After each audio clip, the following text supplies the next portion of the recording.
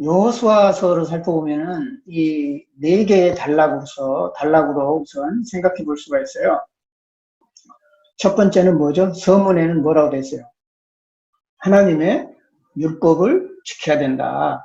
이것은 여러분 기억했듯이 모세가 가나안에 들어가기 전에 하나님의 율법을 지키면은 복을 받고 하나님의 법을 지키지 않으면 저주를 받을 거다라는 고별성 설교를 했죠. 신명기에서.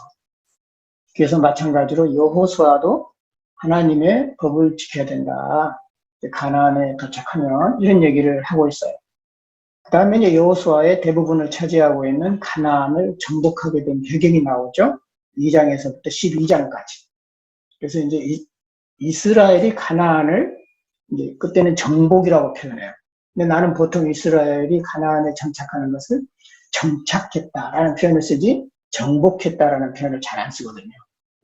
그러니까 어찌 보면은 어떤 언어가 우리 머릿속에 들어가 있느냐가 굉장히 중요합니다. 가나안을 이 이스라엘이 무력으로 하나님의 도움으로 가나안을 완전히 징벌해버리고 가나안 사람들을 씨도 안 말리게 다 없애버리고 심지어는 뭐 숨쉬는 뭐 사람이든 동물이든 할 것을 전부 죽여가지고 파괴시키는 그런 여호수아의 그 기사를 보고 박수를 쳤죠. 기독교인들은. 역시 하나님이야. 응? 역시 힘이 세. 그래가지고 일으킨 전쟁이 뭐였습니까, 여러분? 십자군 전쟁이었어요. 십자군 전쟁 때 11차에 걸쳐서 십자군 전쟁이 일어났는데 거기 어떨 때는 소년 십자군이라 그래가지고 어린 아이들을 군대로 모아서 전쟁터에 내보내는 그런 전쟁까지 기독교가 했어요. 그래서 이제 여호수아에 있는 그 가나안의 정복이라고 하는 것은 무자비한 그 정복이었어요. 근데 가만히 성경을 읽어보니까 사사기에 보니까는 점령할 때도 있었고 점령하지 못할 때도 있어서 때로는 사이좋게도 지내고 점점점 소위 말하면 점차적인 정착을 하게 된다는 얘기가 또 나오거든요. 그럼 이 두 견해 중에서 어떤 게 맞겠어요? 그 두 가지는 서로 상호적으로 보완하면서 봐야 된다는 거죠. 다 이유가 있으니까. 여호수아는 여호수아대로의 그렇게 쓴 이유가 있을 테고 사사기는 사사기대로 그렇게 쓴 이유가 있다는 거죠. 그래서 이제 가나안 정복에 대한 얘기가 이제 쭉 나옵니다. 자, 그리고 그 다음에 세 번째로 뭐죠? 땅의 분배 이제.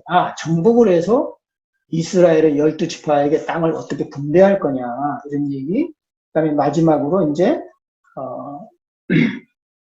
여호수아가 고별 설교를 해요. 그러면서 어떤 고별 설교를 하냐면은 나와 내 집은 여호와 하나님을 섬기겠다. 너희들은 누구를 섬길래? 어떤 신을 섬길래? 너희들은 어떻게 할래? 그러면서 마지막 결단을 하는 장면이 나와요. 멋있죠? 여호수아 맨 그 24장에 여호수아의 그 결단의 그 설교가 나오는데 그 모세의 설교보다도 훨씬 박력 있고 긴박해요. 굉장히 유사해요. 그 모세 이제 나중에 알겠지만은 모세가 율법을 강조했듯이 여호수아도 율법을 강조하고 또 가나안을 정복하고 땅을 나눠준 다음에 마지막으로 그 고별 설교를 하는 것도 모세를 닮았어요. 그래서 여호수아는 제2의 모세다. 이제 그런 얘기를 하는 거죠. 모세가 홍해를 건넜었잖아요. 여호수아는 요단강을 건너죠.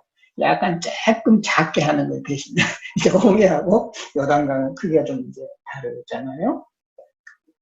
그래서 이제 여러분들 또 이제 그 여호수아를 보면은 여호수아의 전체 24장 중에서 중요하고 또 전체를 보여주는 성경의 네 구절을 네 부분을 택해봤어요. 여러분들 이제 그렇게 하면 굉장히 도움이 될 거예요. 첫 번째 여호수아 1장 17절에서 18절. 여기서 하나님의 명령에 순종하지 않는 사람은 죽음을 면치 못할 거다. 이제 모세도 그런 얘기를 했잖아요. 이런 얘기를 여호수아의 그 서두에 맨 처음에 이런 말을 하면서 백성들에게 이제 경각심을 주는 거죠. 마음을 잡자. 그래서 이제 이스라엘에 이제 보면은 여기서 이제 그 가나안 땅을 정복한 내용이 쭉 나오잖아요. 여러 이렇게 지역들을 정복하고 사람들을 어떻게 나와요. 굉장히 그 뭐라 그럴까, 좀 잔인한 듯한 얘기가 나와요. 멸절시켰다. 하나도 남김없이 사그리 멸절시키고 또 그 성도를 다 진멸시켰다. 응? 물론 이제 우리는 가나안 사람들은 하나님을 섬기지 못하고 그다음에 우상을 섬기고 이방신을 섬겼으니까 죽어야 돼. 그렇지 않아요. 오늘날 현대적인 개념에서 이해할 수 없어요. 고대 사회에는 그 당시 나름대로의 세계관이 따로 있었어요. 그걸 이해하는 거지 그것을 오늘날에도 정당화시키면 안 된다는 거죠. 이제 이런 것들이 상당히 우리로 하여금 생각하게 만든다는 거죠. 생각하게 만들어요. 이게 진짜냐 거짓말이냐 사실이냐 아니냐 믿을 거냐 말 거냐라는 그런 단순론에서 벗어나서 그럼 나는 어떤 생각을 해야 되지? 성경을 어떻게 해석해야 되지? 성경이 말하고자 하는 진짜 의미는 뭐지? 어려워요. 어렵다고요. 그 얘기를 하기가 어려워. 내가 이제 내 책에서 그 구약성서 역사 이야기라고 하는데 교재 있죠. 거기에 제목이 뭐였어요? 여호수아 제목이? 무참히 죽어간 가나안 사람들이에요. 여호수아 해설이 아니야. 내가 여호수아를 보는 관점은 이스라엘 편에서 본 것이 아니었어요. 피해자의 편, 당하는 사람의 편에 서서 성경을 뒤집어 보자. 그래서 제목을 무참히 죽어간 가나안 사람들로 정했어요. 이거는 역발상인 거죠. 굉장히 기존의 어떤 기독교인들이 볼 때는 아주 그 믿음이 없고 어떻게 저런 얘기를 할 수가 있어 생각할지 모르겠죠. 그러나 우리는 과감히 성경을 의문을 갖고 또 질문을 던지고 거기에서 새로운 것을 찾아내고 생각하고 또 생각해보는 그래야 여러분들이 똑똑해지는 거예요. 이제 여기 보면은 이제 여호수아가 마지막에 이제 여호수아 24장에 보면 여호수아의 고별성을 누가 나와요. 그러면서 여기 보면 만일 여호와를 섬기는 것이 너희한테 좋지 않게 보이거든. 너희 조상들이 강 저쪽에서 섬기던 신을 섬겨라. 이거 신기하잖아요. 자, 이집트에서 탈출한 사람들이 다 이스라엘 사람들이었고 하나님을 잘 섬기는 사람들로 여러분들은 알았죠? 그렇지 않잖아요. 자, 여호수아가 마지막 설교를 하는 거예요, 죽기 전에. 그러면서 그 이스라엘 백성 그 많은 사람들을 모아놓고 하나님을 섬기고 여호와를 섬기는 것이 너희한테 안 좋게 느끼거든. 너희 조상들이 섬겼던 다른 신을 섬기라는 거예요.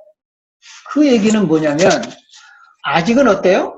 여호와를 모르는 사람들이 많았다. 그런 뜻입니다.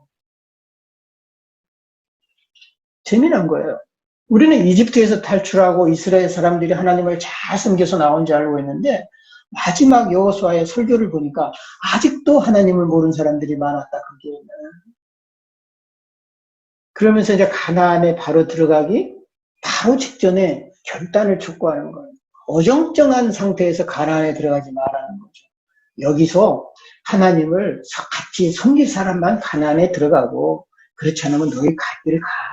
어차피 애굽에서 같이 나와서 이제는 흩어질 때가 됐잖아. 너희들은 너희들 갈 길을 가. 그리고 이제는 하나님 여호와를 우리 하나님으로 섬길 사람들만 많아. 나와 내 집은 여호와 하나님을 섬길 거야. 너희는 어떡할래?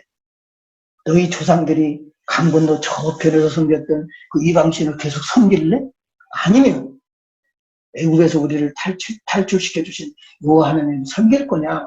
이 자리에서 택하라는 거죠. 삶이냐 죽음이냐라는 결단을 요구하고 있습니다. 그런 마음의 결단을 하고 가나안에 들어가자. 이런 얘기를 이제 하는 겁니다. 그래서 이제 이런 얘기를 이제 신명기 사가의 이제 권두원이라고 얘기했는데 이 신명기 사가가 하나님의 법을 지키면 축복을 받고 하나님의 율법을 지키지 않으면 멸망할 거다라는 그런 얘기를 하는 거죠. 그래서 이제 쭉 넘어가고요. 이제 여호수아에 보면은 이제 가나안에 들어가는데 정찰 팀을 보내죠. 이제 가나안을 정찰하도록. 그런데 이제 그 가나안에 있는 기생의 라합이 이스라엘 사람들을 숨겨줘서 이제 위험을 면했다 이런 얘기가 나와요. 그런 얘기에 대한 해석을 또 나는 써놨어요. 참 어찌 보면은 반대로 늘 생각해 보는 거죠. 아, 이제 한편으로는 가나안 사람인데 하나님을 섬겨서 참 넌 좋다라고 생각할지 모르지만 가나안 쪽에서 생각하면 반역자인 거죠. 그 사람은. 그러니까 그렇다면 왜 그 성경은 이런 얘기를 했을까? 아하, 하나님의 권능과 역사와 하나님과 함께한 이스라엘을 돕는 사람은 복을 받고 그렇지 않으면 저주를 받을 거다라고 하는 율법의 얘기처럼 그런 패턴을 가지고 있다는 거죠, 성경이. 그러니까 이런 것들을 오늘날의 상황에서 아주 인수적으로 그래 내 편 들으면 넌 좋은 거야. 그래 기독교 편 들어주면 너는 착하고 기독교 편 안 들으면 넌 나쁜 거야. 이런 식의 논리로 가면 안 된다는 거죠. 굉장히 우리로 하여금 많은 생각을 하게 한다는 겁니다. 성경이. 그러면서 이제 제2의 모세인 여호수아, 이제 여호수아가 이제 어떻게 이제 모세와 같이 했느냐. 여기 보십시오. 이제 3페이지 보시면 첫 번째 뭐라고 했어요? 모세와 여호수아 두 사람 모두 가나안을 살피기 위해서 정탐꾼을 보낸 것도 똑같아요. 모세하고 여호수아가. 그리고 이제 모세가 홍해를 건넜다면 이제 여호수아는 요단강을 건넜고요. 또 유월절을 기념하는 거라든가, 또 하나님의 음성을 듣는 거라든가, 그 다음에 이제 전투에서 모세는 이제 손을 들고 있었잖아요. 승리할 때까지. 손이 너무 아픈 거예요. 그 정도로 여호수아는 또 단창을 들어야 됐어요. 굉장히 유사해요, 이렇게. 그리고 이제 마지막으로 죽기 전에 모세도 고별 설교를 했잖아요. 여호수아도 고별 설교를 하는 장면들. 왜 이렇게 스테레오타입이라고 그러잖아요. 정형적인 타입. 이런 정형적인 타입은 모세하고 여호수아에게만 나타나는 게 아니에요.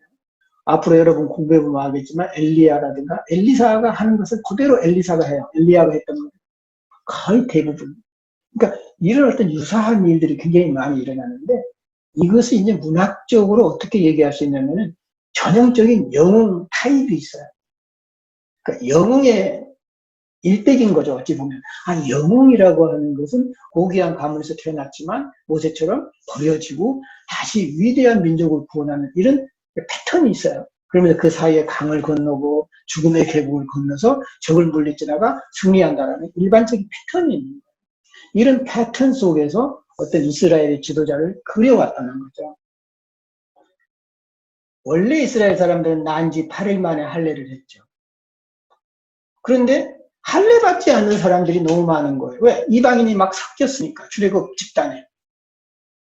그래서 여호수아가 가나안에 들어가기 전에 이스라엘 백성이 되려면 할례를 받아야 돼. 하나님과의 언약의 징표입니다. 할례가. 그런 걸 봐서 출애굽의 무리들이 여호와를 잘 섬기는 단일한 집단이 아니라 굉장히 복잡한 다양한 종족이 섞여 있었구나. 그것이 애굽으로부터 해방된다라고 하는 정치적인 목적으로 모였어요. 그러다가 나중에 여호와 하나님의 중심으로 신앙적인 모임이 된 거죠. 그래서 처음에는 정치적인 집단이었다가 그 다음에 정치적 플러스 종교적 모임으로 변화된 다음에 가나안에 들어갔다. 그럼에도 불구하고 여전히 가나안에 들어가서도 그렇게 빨리 하나님의 신앙이 정착되지는 않습니다. 여러분 사사기 보면은. 그래서 이제 여리고성이 무너지는 얘기도 이제 내가 이제 다른 해석을 해놨어요. 또 아간의 죄가 또 이제 전쟁을 했는데 아간이라는 사람이 전리품을 숨기죠. 그래서 나중에 걸려요. 그래서 이제 죽게 되는 이제 이런 얘기. 그래서 내가 제목에 보면은 이제 무참히 죽어간 가나안 사람이라는 표현을 썼죠. 가나안 사람들이 왜 죽어야 되지? 왜 팔레스타인 사람들이 이스라엘 사람들한테 줘야만 되고 왜 고난을 받아야 되지? 원 땅은 팔레스타인 땅이었는데 그 가나안 땅이. 그래서 이제 이스라엘이 이제 가나안에 정착한 것은 무력에 의한 것이라기보다는 점진적인 그리고 여러 사람들의 연합 또 주로 하층민들이 그 봉건 제후에게 대항해서 일어난 것들이라 대략 요약을 하면 이제 그런 식이 되는 거죠. 그래서 이제 여기 보시면은 이게 이제 세머죠. 그래서 이제 뭐 이런 이제 바벨론 지역에서 사용했던 언어입니다. 이게. 이제 우가리에는 가나안에는 우가리 알파벳이고 이런 언어가 이제 쐐기 문자라고 하죠. 서형 문자라고도 하고